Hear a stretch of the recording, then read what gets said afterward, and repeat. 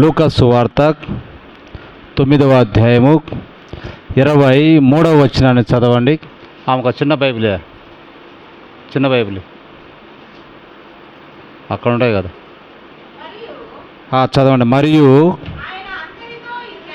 ఆయన అందరితో ఇట్లా నేను లోపడిది,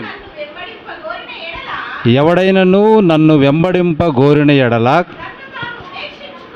తన్ను తాను ఉపేక్షించుకొని ప్రతిదినము తన సిలువను ఎత్తుకొని నన్ను వెంబడింపవలెను. చాలమ్మా, చిన్న ప్రార్థన చేసుకుందాం. అందరూ సైలెంట్గా ఉండాలి. సర్వోన్నతుడా, మా ప్రేమామయుడా, నీకు వందనాలు. ఈ రాత్రి కాల వేళల్లో ప్రభువా, మరి యొక్క వర్తమానమును మాకు ఇచ్చినందుకు మీ స్తుతులు స్తోత్రములు. ఈ యొక్క పరిశుద్ధ గ్రంథము నుండి ఆత్మ ప్రేరేపణతోటి నా తండ్రి రాయబడిన ఈ లేఖనము, నా తండ్రి, ఇది స్వయముగా యేసుక్రీస్తున మా రక్షకుడు పలికిన మాటగా అయా ఈ దినము మేము ధ్యానించుచుండగా గొప్ప పరిశుద్ధాత్మగా ఉన్న మీరు ఈ లేఖనమును తీసుకొని మాతో మాట్లాడమని మీకు విజ్ఞాపన చేస్తున్నాం. తండ్రి, మాట్లాడేది మేము కాదు, కానీ అది నువ్వై ఉంటేనే సత్యం అన్నది బయటికి వస్తున్నది. తండ్రి అయా, మా మాట తప్పిపోవును, కానీ నీ మాటలన్నడు ఏ మాత్రమును తప్పిపోవు. మా మాటలు అసత్యములై ఉండవచ్చు, కానీ నీ మాట మాత్రము సత్యమై ఉండి తీరుతుంది. ప్రభువా, నీకు వందనాలు. కాబట్టి రాత్రికాల వేళ సమయంలో ఈ లేఖనాన్ని మీకు అప్పగిస్తూ మీరు మాకు బోధించమని మా ప్రభును రక్షకుడు యేసుక్రీస్తు ఘనమైన నామమున స్తుతించి అడిగి ప్రార్థన చేయుచున్నాము. ఆమెన్. హల్లెలూయా. లూకా సువార్తలో మనం ఏం చదువుకున్నాం? ఎవడైనను నన్ను వెంబడింప గోరిన ఎడల తన్ను తాను ఉపేక్షించుకొని ప్రతిదినము తన సిలువను ఎత్తుకొని నన్ను వెంబడింపవలెను. లూకా సువార్త 9వ అధ్యాయము 23వ వచనములో ఈ మాట మనకు కనపడతా ఉంటుంది. ఇది స్వయంగా ప్రభు అయిన యేసుక్రీస్తు వారు మనకు చెప్పిన మాటగా కనపడతా ఉన్నది. హల్లెలూయా. చూడండి, ఈ సమయమందు మనము సిలువ యొక్క త్యాగమును, సిలువ యొక్క కార్యమును, యేసుక్రీస్తు వారు సిలువలో చేసిన ఆ గొప్ప బలి యాగమును గురించి గత కొన్ని వారములుగా మనము ధ్యానించుకుంటూ వస్తూ ఉన్నాం. హల్లెలూయా. ఈ సమయమందు కూడా యేసుక్రీస్తు వారు ఈ యొక్క సిలువలో ఆయన జీవితాన్ని మనం పరిశీలన చేసినట్లయితే యేసుక్రీస్తు వారి యొక్క శ్రమ, యేసుక్రీస్తు వారి యొక్క విధేయత, యేసుక్రీస్తు వారు మన కొరకు మోసిన సిలువ భారము అనే పాప భారము అది ఎంత ఉన్నతమైనదో మనకు తేటతెల్లమవుతూ ఉంటుంది. హల్లెలూయా. అంతేకాదు, పాత నిబంధనలో ఉన్నటువంటి ఎందరో పరిశుద్ధులు వారి జీవితాలు క్రీస్తును పోలి ఉన్నట్టుగా మనం గమనిస్తూ ఉన్నాం. ఎందరో పాత నిబంధనలో ఉన్న పరిశుద్ధులు క్రీస్తుకు మాదిరిగా ఉన్నట్టుగా మనము చూస్తూ ఉంటాం. వారి జీవితములలో జరిగిన కొన్ని సంఘటనలు క్రీస్తుకు జరిగినట్టుగానే వారికి కూడా కొన్ని సంఘటనలు జరిగినట్టుగా ఇక్కడ మనము పరిశుద్ధ గ్రంథములో మనం చూడగలం. హల్లెలూయా. బాగా గమనించండి, కొందరు జీవితాల గురించి ఈ దినం మనము ప్రస్తావిస్తూ ఉన్నా.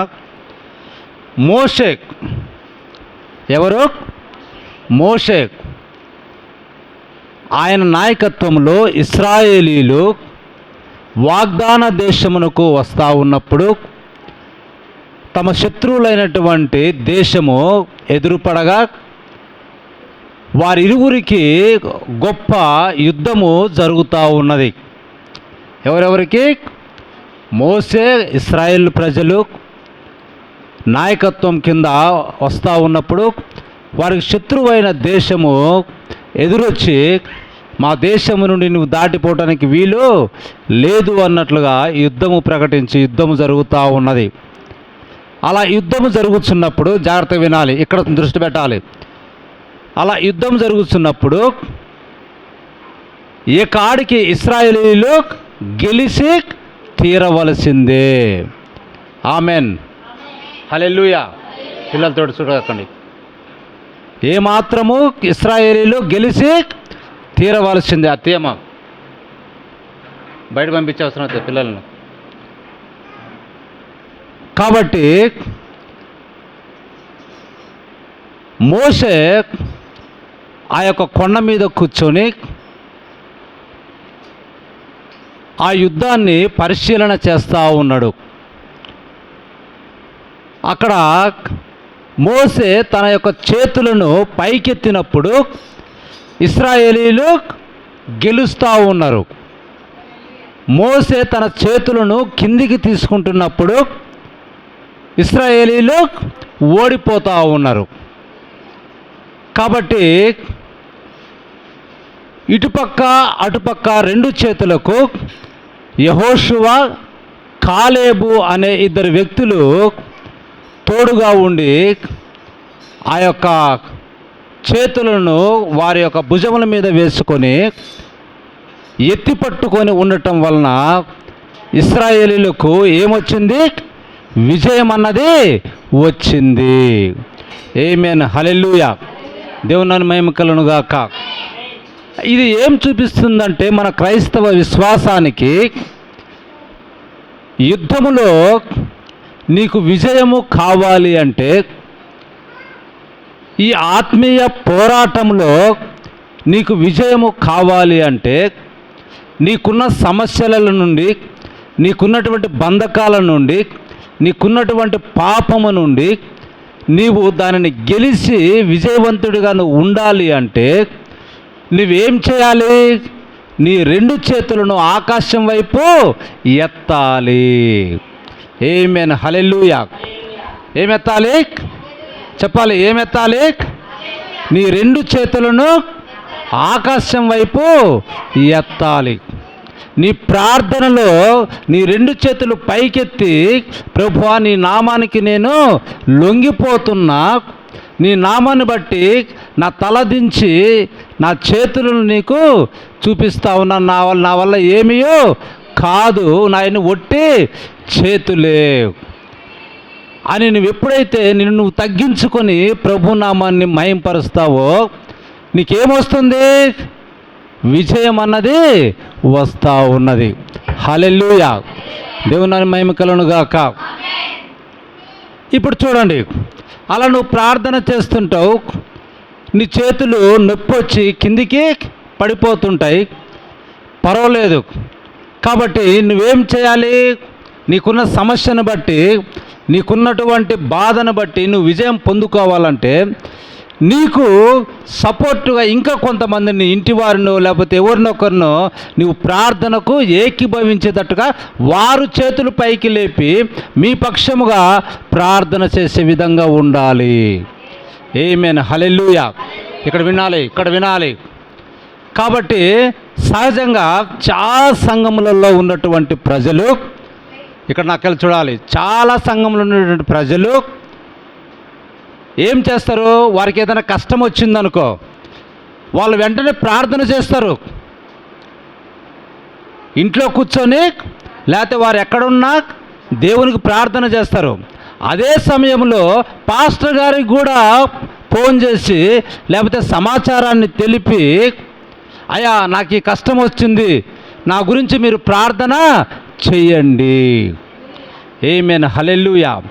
ఇంకా తెలిసిన వాళ్ళకు, ఫ్రెండ్స్కు, లేకపోతే సంఘంలో ఉన్న ఇంకా కొంతమంది వ్యక్తులకు, బ్రదర్ నాకు ఈ కష్టం వచ్చింది, మీరందరూ కలిసి ప్రార్థన చేయండి అంటే దాని అర్థం ఏంటి? నీ చేతిని వాళ్ళు ఎత్తి పట్టుకుంటున్నారు, ఇటువైపు చేతిని వాళ్ళు ఎత్తి పట్టుకుంటున్నారు. దేవుని మహిమ కలుగును గాక. అప్పుడు నువ్వు విజయము తప్పకుండా పొందుకుంటావు. అదే విధముగా యేసుక్రీస్తు వారు ఆ యొక్క పాప భారమునంతటిని తీసివేయటానికి ఆయన కూడా కల్వరిలో ఏమయ్యాడు? తన రెండు చేతులను ఎత్తి పట్టుకున్నట్టుగా మనం చూస్తూ ఉన్నాం. హల్లెలూయా. తద్వారా ఏమైనాడు? ఆ యుద్ధములో ఆయన జయశీలుడయ్యాడు. ఆమేన్. ఒకసారి చప్పట్లు కొడదామా? హల్లెలూయా. చూడండి, ఎప్పుడైతే ఆయన 2 చేతులు సిలువకు కొట్టబడ్డాయో, ఆకాశం వైపు ఎత్తబడ్డాయో, ఆ పోరాటంలో అపవాది ఓడిపోయినట్టుగా మనము చూస్తూ ఉన్నాం. దేవుని మహిమ కలుగును గాక. ఇదొక మాదిరి ఎక్కడ చూస్తూ ఉన్నాము? మోషేలో మనము చూస్తూ ఉన్నాం. క్రీస్తుకు మోసే ఒక సాదృశ్యము. ఆయన చేతులు సిలువకు కొట్టబడినట్లే మోసే చేతులు పైకెత్తబడినవి. హల్లెలూయా. దేవుని మహిమ కలుగును గాక. కాబట్టి అతడు ఈనాడు మహిమలో దేవుని ఎదుట ఉన్నాడు, మహోన్నతుని యొద్ద నివసించుచున్నాడు. దేవుని మహిమ కలుగును గాక. ఆమేన్. హల్లెలూయా. హల్లెలూయా. చూడండి, ఇంకొక వ్యక్తిని మనము సాదృశ్యంగా తీసుకుందాం. క్రీస్తుకు ముంగుర్తుగా ఇంకొక వ్యక్తిని మనం తీసుకుందాం. ఆ వ్యక్తి ఎవరో కాదు, ఇస్సాకు. హల్లెలూయా. ఏమైనంటే అతను ఎవరు? ఇస్సాకు. ఇప్పుడు చూడండి, ఇస్సాకు అబ్రహాము యొక్క ఏకైక సంతానం, వాగ్దాన పుత్రుడు, దేవుని చేత అనుగ్రహింపబడిన కుమారుడు. అటువంటి కుమారుడు కొంత వయసు వచ్చిన తర్వాత ఇప్పుడు అబ్రహాముకు దేవుడు చెప్తా ఉన్నాడు, అబ్రహామా, నీ కుమారుని తీసుకొని నేను చూపించే పర్వతం దగ్గరికి వెళ్ళి అక్కడ నీ ఏకైక కుమారుని నాకు బలిగా, దహన బలిగా నాకు అర్పించుము. సరే ప్రభువా అని చెప్పి ఇస్సాకును, అబ్రహాము, ఇంకా కొంతమంది దాసులు కలిసి ఎక్కడికి వెళ్తూ ఉన్నారు? దేవుడు చూపించే ఆ యొక్క కొండ దగ్గరికి వెళ్తూ ఉన్నారు. హల్లెలూయా. అప్పుడు ఇస్సాకు మీద ఏం మోపబడి ఉన్నవి? ఆయన ఏం మోస్తూ ఉన్నాడు?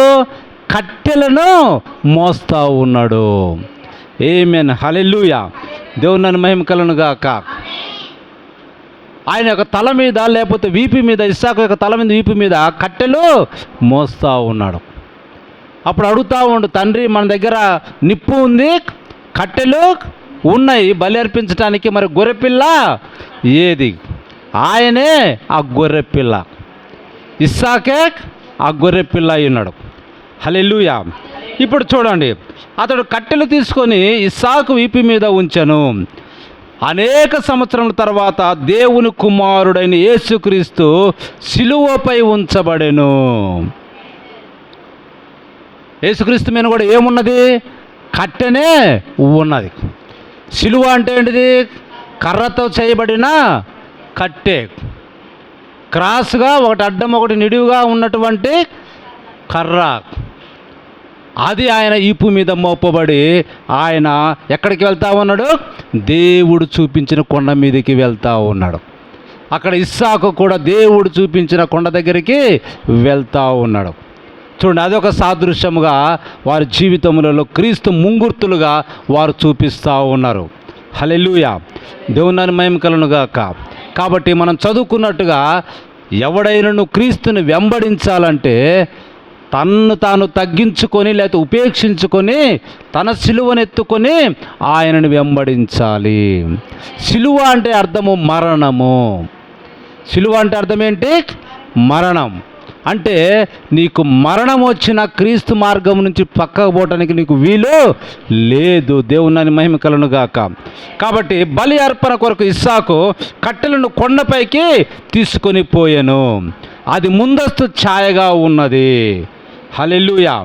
దేవుని మహిమ కలుగును గాక. ఎందుకంటే అబ్రహాము దేవునికి విశ్వాసపాత్రుడై ఉండి దేవుడు అతడికి వాగ్దానం చేసిన మాటను దేవుడు నిలబెట్టుకొనేను. కనుక ఆయన బిడ్డను మరలా బ్రతికించగలడని అతడు ఎరిగి ఉండెను. అందుచేతనే తన సొంత కుమారుడిని బలిగా అర్పించుటకు అతడు వెనుదీయలేదు. దేవుడు తన కుమారుడిని ఏ విధంగా ఇచ్చెనో అదే విధమైన ఒక సాదృశ్యముగా అతడు ఆ కొండపైకి ఆ విధంగా కట్టెలను మోసుకొని వెళ్ళాను. అదే విధముగా క్రీస్తు కూడా తన యొక్క స్వకీయ బలి అర్పణ కొరకు కొయ్యతో చేయబడిన సిలువను తానే ఆ కొండ శిఖరమునకు మోసుకొని వెళ్ళాను. ఆమేన్. హల్లెలూయా. చూడండి, అక్కడ కూడా మనకు సిలువ యొక్క త్యాగం. ఎవరిదెవడే సిలువ ఎత్తుకోవాలి, ఒకరి సిలువ ఒకరు ఎత్తుకోవటానికి వీలు లేదండి. దేవుని మహిమ కలుగును గాక. హల్లెలూయా. కాబట్టి మనకు సిలువ కావలెను. మనము కలిగి ఉన్నప్పుడే క్రీస్తు మనకు కావలెను. మనం ఈ లోకంలో జీవిస్తున్నప్పుడే క్రీస్తు మనకు కావలెనండి. హల్లెలూయా. దేవుని మహిమ కలుగును గాక. అలాగనే మనకు ఏదో ఎవరైనా ఎక్కువ తాగిస్తామంటే, అంటే మందు కాదు, ఈ లోక సంబంధమైన జీవనం నీకు కల్పిస్తామంటే వారి చేత ప్రభావితం కావడానికి మనం వీల్లేదు. నీకు నివసించడానికి శ్రేష్టమైన గృహం నేను ఇస్తారా అంటే వారితోటి మనము పోవటము కాదు. నీకు ప్రయాణించడానికి ఉన్నతమైన వాహనం ఇస్తా, నాతోటి తిరుగు అంటే అలా మనం తిరగటానికి వీలు లేదు. కానీ మన యొక్క జన్మ హక్కును క్రీస్తు కొరకు అమ్మి వేసుకోవాలి, క్రీస్తు కొరకు మనము అర్పించుకోవాలి. ఆమేన్. హల్లెలూయా. దేవుని చేత బలపరచబడిన వానిని దేవుడు వారితో ఉన్నాడని తెలుసుకునే విధంగా అతడు తన జీవితమును జీవించును. ఆమేన్. హల్లెలూయా. అది దేవుని చేత ఎవడైతే బలపరచబడతాడో అటువంటి ప్రభావితమైన వ్యక్తులను మనం వెంబడించాలి. అతని జీవితంలో ఏం జరుగుతుందో చూచి మనము వెంబడించాలి. చెడు ప్రభావాలను మనం వెంబడించడానికి వీలు లేదండి. హల్లెలూయా. దేవుని మహిమ కలుగును గాక. ఇంకొక వ్యక్తిని గురించి చూసి మనం ముగించుకుందాం. ఇప్పుడు యోసేపును చూడండి. ఎవరు? యోసేపు. ఆ యోసేపు తన సహోదరులలో ఒక ఆత్మీయ బాలుడిగా జన్మించాడు. ఆయనకు ఇంకా ఎంతమంది ఉన్నారు? 11 మంది సహోదరులు ఉన్నారు. కానీ యోసేపు ఎలా జన్మించాడంట? ఒక ఆత్మీయ బాలుడిగా జన్మించాడు. మిగతా వారందరూ కూడా మంచివారే, వారందరూ గోత్ర కర్తలు వాళ్ళు. అయితే యోసేపు వారి మధ్య వచ్చినప్పుడు అతడు ఒక వ్యత్యాసముగా ఉండెను. ఎందుకంటే అతడు దర్శనములను చూడగలడు, కలలను వివరించగలడు. అందువలన తన సహోదరులు అతనిపై ద్వేషభావం ఏర్పడినది. ఆమేన్. హల్లెలూయా. కాబట్టి ఈ భూమిపై చేయుటకు దేవుడు అతన్ని నియమించిన కార్యములు నిమిత్తము వారతన్ని అసహ్యించుకొనిరి. దేవుడు ఏం చేయాలో అన్న కార్యముల నిమిత్తమో యోసేపు ఉన్నాడు, కలలను వివరణ చేస్తూ ఉన్నాడు, దేవుని దర్శనములు అతడు చూస్తూ ఉండు. దాన్ని బట్టి ఆ కారణంగా యోసేపును తన సహోదరులు ద్వేషించినట్లుగా మనం చూస్తూ ఉన్నాం. కాబట్టి అతన్ని ఏం చేశారు? వెండి నాణ్యాలకు అమ్మివేశారు. అదేవిధంగా యేసుక్రీస్తు వారు కూడా 30 వెండి నాణ్యాలకు అమ్మివేయబడ్డాడు. చూడండి, ఆయన జీవితంలో ఒక ముంగుర్తుగా యోసేపు మనకు కనపడతా ఉన్నాడు. యోసేపును ఒక గుంటలోనికి త్రోసిపడేశారు, ఎక్కి రాలేనటువంటి గుంటలోనికి త్రోసిపడేశారు. యేసుక్రీస్తు కూడా ఆ యొక్క సమాధి అనే గుంటలోనికి యేసుక్రీస్తు వారు కూడా వెళ్ళారు. దేవుని మహిమ కలుగును గాక. చూడండి, అయితే ఆ తర్వాత యోసేపు ఆ యొక్క గుంతలో నుండి బయటికి తీయబడ్డాడు, గుంతలో నుండి బయటికి తీయబడ్డాడు. అదేవిధంగా యేసుక్రీస్తు వారు కూడా ఆ యొక్క సమాధిలో నుండి 3వ దినాన తిరిగి పునరుద్ధానము చెందాడు. హల్లెలూయా. దేవుని మహిమ కలుగును గాక. ఆ తర్వాత యోసేపు ఎప్పుడైతే ఆ యొక్క గుంటల నుండి తీయబడి అమ్మివేయబడి తర్వాత ఫరో యొక్క సింహాసనం దగ్గరికి అతను హెచ్చింపబడినట్టుగా మనం చూస్తూ ఉన్నాం. హల్లెలూయా. అదేవిధంగా యేసుక్రీస్తు వారు కూడా గుంట అనే సమాధిలోనికి వెళ్ళి అందులో నుంచి మళ్ళీ పునరుద్ధానుడయ్యి ఆ తర్వాత మహామహుని కుడిపార్శ్వమంది ఆసీనుడగుటకు ఎక్కడికి వెళ్ళాడు? పరలోకము వెళ్ళినట్టుగా మనము చూస్తూ ఉన్నాం. హల్లెలూయా. దేవుని మహిమ కలుగును గాక. అంతేకాదు యోసేపు జీవితాన్ని చూస్తే యోసేపును చూడకుండా, యోసేపు అనుమతి లేకుండా ఫరో దగ్గరికి వెళ్ళటానికి ఎవరికి హక్కు అన్నది లేదు. అట్లనే తండ్రి దగ్గరికి మనం వెళ్ళాలంటే ఆ మార్గము ఎవరై ఉన్నారు? యేసుక్రీస్తు వారే అయి ఉన్నాడు. ఎవడును, చూడండి వాక్యం మనకేం చెప్తా ఉంది, ఎవడును తండ్రి యొద్దకు రాలేడు, వెళ్ళలేడు. ఆ మార్గం ఏంటిది? యేసుక్రీస్తు ద్వారానే తండ్రి యొద్దకు మనము చేరగలం. దేవుని మహిమ కలుగును గాక. ఇవన్నీ కూడా యోసేపు యొక్క జీవితంలో క్రీస్తు యొక్క జీవితానికి సాదృశ్యముగా ముందుగానే మనకు కనపడతా ఉన్నాయి. హల్లెలూయా, దేవుని మహిమ కలుగును గాక. కాబట్టి యోసేపు ద్వారా తప్ప ఎవరును పరలోకమునకు రాలేరు, ఎవరును క్రీస్తు ద్వారా తప్ప దేవుని యొద్దకు రాలేరు. యోసేపు ఆ అంతఃపురమును విడిచినప్పుడు ఆయన ఒకవేళ బజార్లలోకి వస్తున్నాడు అనుకో, రాజవీధులలోకి వస్తున్నాడు అనుకో, ఆ ముందర ఏం ఊదబడతా ఉంటుంది? బూర ఊదబడతా ఉంటుంది. ఓ యోసేపు వచ్చుచున్నాడు, ఓ యోసేపు వచ్చుచున్నాడు. అప్పుడు ప్రతి వాని యొక్క మోకాలు ఆయన నామమున వంగి తీరవలసిందే. దారిలో కనిపించే ప్రతి ఒక్కడు కూడా ఏం చేయాలి? యోసేపుకు నమస్కారం చేయటానికి మోకాళ్ళు వంచాలి. అట్లనే యేసుక్రీస్తు యొక్క నామమునకు ప్రతి వాని మోకాలు వంగి తీరవలసినదే. ప్రతి వాని నాలుక యేసు ప్రభు అని ఒప్పుకొని తీరవలసిందే. ఆమేన్, హల్లెలూయా, దేవుని మహిమ కలుగును గాక. కాబట్టి వారు ఆయనను గుంటలోనికి త్రోసిరి. యోసేపు చనిపోయిన వాడిగా ఎంచబడెను. ఆ రక్తపు చొక్కాయి తీసుకెళ్ళి వారి తండ్రికి చూపించారు. ఇదిగో నీ కుమారుడు చనిపోయిండు, ఇదిగో దానికి ఆనవాళ్ళకి రక్తపు చొక్కా ఉన్నదని. అలాగనే క్రీస్తు కూడా మన కొరకు గాయపరచబడి ఆ చొక్కంతో కూడా ఏమైనది? రక్తంతో తడిసి ముద్దైనట్టుగా మనము చూస్తూ ఉన్నాం. హల్లెలూయా. సిలువనొద్ద నుండి యేసు యొక్క రక్తపు వస్త్రము కూడా అలాగే తీయబడి ఉన్నది. ఆయన ధరించిన అంగి ఆయన మరణమునకు ఒక గుర్తింపుగా ఉన్నది. ఆమేన్, హల్లెలూయా, దేవుని మహిమ కలుగును గాక. కాబట్టి ప్రియ సంగమా, ఎంతమంది పరిశుద్ధుల యొక్క జీవితాలు క్రీస్తుకు ఒక ముంగుర్తుగా వారి వారి యొక్క జీవితములలో ఒక్కొక్క దాన్ని పాటిస్తూనే ఉన్నారు, ప్రతిబింబిస్తూనే ఉన్నారు క్రీస్తును. అలాగనే దావీదుని మీరు చూసినట్లయితే, దావీదు మాకు రాజుగా ఉండటానికి వీల్లేదు అని ఆయన రాజుగా తృణీకరించి ఆయనను యెరూషలేము నుండి వెళ్ళగొట్టినప్పుడు ఆయన ఏడ్చుకుంటూ ఆ ఒలీవ కొండ మీదకి ఎక్కినట్టుగా మనం చూస్తూ ఉంటాం. హల్లెలూయా. అదే విధముగా యేసుక్రీస్తు వారు కూడా ఆ యొక్క ఒలీవ కొండ మీదకి వెళ్ళి ఆయన పాపుల నిమిత్తము, లేకపోతే తను సిలువ వేయబడే ఆ కార్యం నిమిత్తము కన్నీరు కార్చి ప్రార్థన చేసినట్టుగా మనం చూస్తూ ఉన్నాం. దేవుని మహిమ కలుగును గాక.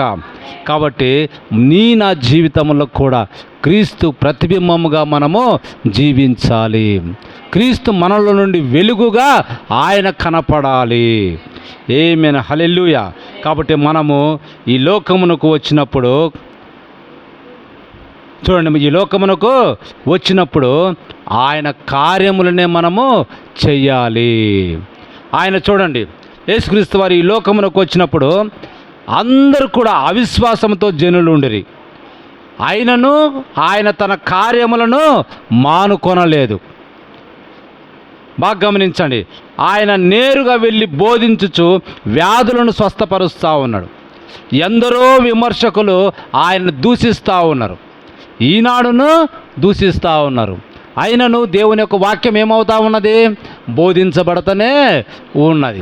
స్వస్థతలు ఒక పక్క జరుగుతూనే ఉన్నాయి, దేవుని యొక్క కార్యములు ఒక పక్క జరుగుతూనే ఉన్నాయి. ఏది ఆగలే. అదే ముంగుర్తు ఇప్పుడు కూడా యేసుక్రీస్తు వారు ఆ దినాలు ఉన్నప్పుడు ఏ విధంగా జరిగిందో ఇప్పుడు కూడా అదే విధంగా జరుగుతూ ఉన్నది. ఎందరో విమర్శకులు ఆయనను దూషించిరి, ఆయనను ఆయన ఏమీ తొందరపడలేదు. ఆయన శిష్యువుగా ఉండినది మొదలుకొని శిలువ మీద మరణించు వరకు ఆయనను విమర్శిస్తూనే ఉన్నారు. చూడండి, ఆయన శిశువుగా పుట్టినప్పుడు అలా ముంచి శిలువ మీద మరణించేంత వరకు ఆయనను విమర్శిస్తూనే ఉన్నారు. ఆయనను తన పని ఆపలేదు. ఆయనకు ఒక గురి ఉండెను. ఆ గురి ఏమిటంటే తండ్రి చిత్తమును నెరవేర్చి ఆయనను సంతోషపరచవలననేదే యేసుక్రీస్తు వారి యొక్క లక్ష్యమై ఉన్నది. ఆమేన్, హల్లెలూయా. కాబట్టి ప్రియ సంగమా, ఈ దినము కూడా మనము కూడా మన లక్ష్యం ఏమైందంటే మనం సువార్తను బోధిస్తూనే ఉండాలి. మన గురి ఏంటిది? సువార్తను ప్రకటిస్తూనే ఉండాలి. ఎందరూ ఏ విధంగా మనం దూషించినా, విమర్శించినా, ఏమైనా చేసినా కానీ మన యొక్క గురి ఏమైనది?